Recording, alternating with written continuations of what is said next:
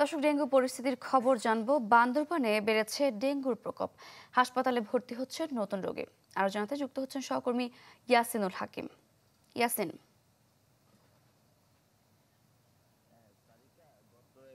গত বছরের তুলনায় এই বছর কিন্তু ডেঙ্গুর প্রাদুর্ভাব অনেকটা বৃদ্ধি পেয়েছে আমরা দেখেছি, এবং স্বাস্থ্য বিভাগের তথ্য মতে তারা আমাদেরকে যে তথ্য দিয়েছে সেই তথ্য মতে বান্দরবানে চলিত বছরে 824 জন রোগী ডেঙ্গুতে আক্রান্ত হয়েছে, এবং আক্রান্ত হয়ে বান্দরবানের 7 উপজেলা 34 ইউনিয়নের বিভিন্ন জায়গাগুলোতে স্বাস্থ্য কমপ্লেক্সে তারা চিকিৎসা সেবা নিয়েছে। পাশাপাশি সরকারিভাবে যদিও বা 824 জন রোগী তাদের তালিকায় রয়েছে, তবে বেসরকারি তথ্য মতে আমাদের স্বাস্থ্য সংগঠন এবং স্বাস্থ্যকর্মীরা আমাদেরকে যেটি জানিয়েছে, ইতিমধ্যে প্রায় 1200-এরও অধিক আসলে রোগী যেটা বেসরকারিভাবে বিভিন্ন জায়গায় চিকিৎসা নিয়ে তারা সুস্থতা হয়েছে। এবং সরকারি তথ্য মতে গত 2 বছরে কোনো মৃত্যু না থাকলেও কিন্তু এই বছরে সরকারি তথ্য মতে একজনের মৃত্যু রয়েছে, এবং বান্দরবান জেলা থেকে চিকিৎসা নিতে গিয়ে চট্টগ্রাম সহ বিভিন্ন জায়গায় মৃত্যুবরণ করেছে প্রায় 3 জন।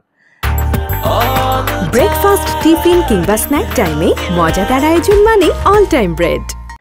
সব মিলিয়ে ডেঙ্গু যে পরিমাণে বাড়তে শুরু করেছিল সেইটিকে প্রতিরোধ করার জন্য স্বাস্থ্য বিভাগের পক্ষ থেকে মানুষকে সচেতনতা বৃদ্ধির কথা জানানো হচ্ছে। আমরা পৌর কর্তৃপক্ষের সাথে কথা বলেছি, তারা আমাদেরকে যেটি জানিয়েছে, বান্দরবান পৌর এলাকার বিভিন্ন জায়গাগুলোতে তারা মশা নিধনের জন্য স্প্রে করছে, এবং পাশাপাশি ঊর্জা ময়লা আবর্জনা তারা পরিষ্কারের পাশাপাশি মানুষকে সচেতনতা বৃদ্ধির জন্য বিভিন্ন জায়গায় মাইকিং করছে।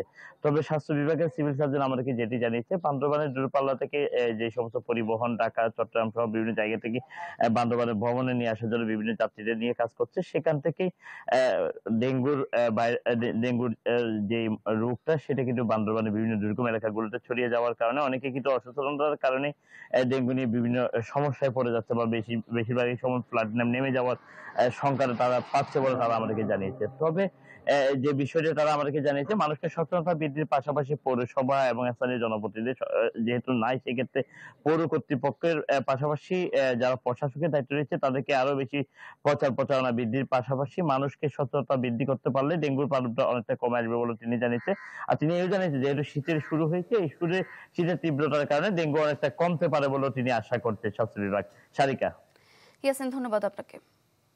দর্শক, বান্দরবান থেকে ডেঙ্গু পরিস্থিতির খবর জানছিলাম।